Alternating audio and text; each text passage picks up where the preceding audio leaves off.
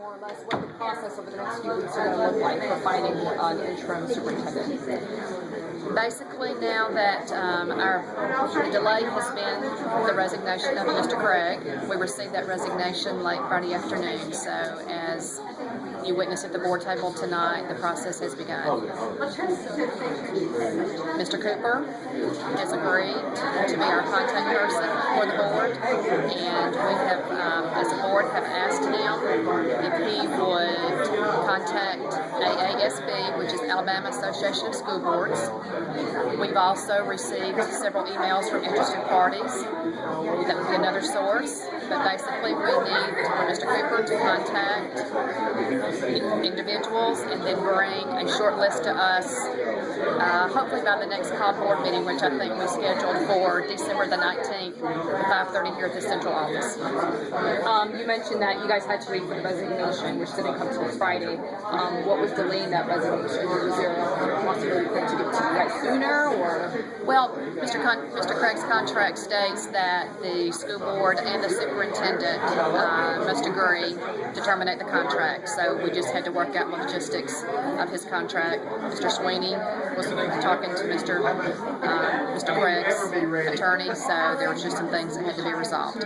Okay. How do you feel about the timeline you guys are looking at? I'm sorry? How do you feel about the timeline you guys are looking at? Well, obviously, we've got 3 weeks to hire an interim superintendent. But as Mr. Sweeney pointed out tonight, I would like to have somebody in place by January 1, 2015. I feel strongly that the other board members will agree with me on that.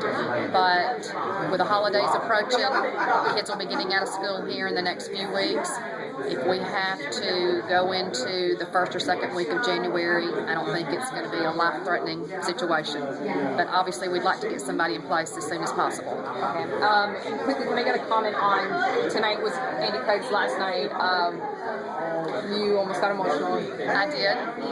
As I mentioned to a parent tonight, Mr. Craig was not my pick back in 2007. But as I mentioned to the parent tonight, a fellow board member reminded me that it's not about what I wanted, it was about what was best for the district. So I got on board with Mr. Craig back in 2007, and I've been on board with Mr. Craig ever since. I wish him well. I'm very excited for him, and he'll do a great job on the state level under Dr. Bice in Montgomery. Ms. Frazier, can you tell us a little bit some of the qualifications you guys are looking for in an interim superintendent? Basically, what we mentioned tonight,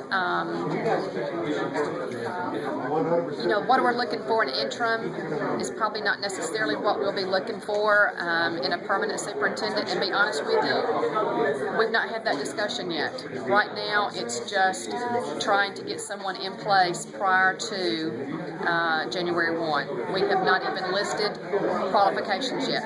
That is something that we'll do, as I mentioned at the board meeting tonight. Once an interim is in place, then we'll start the permanent process of trying to get someone in place, hopefully by the end of the school year.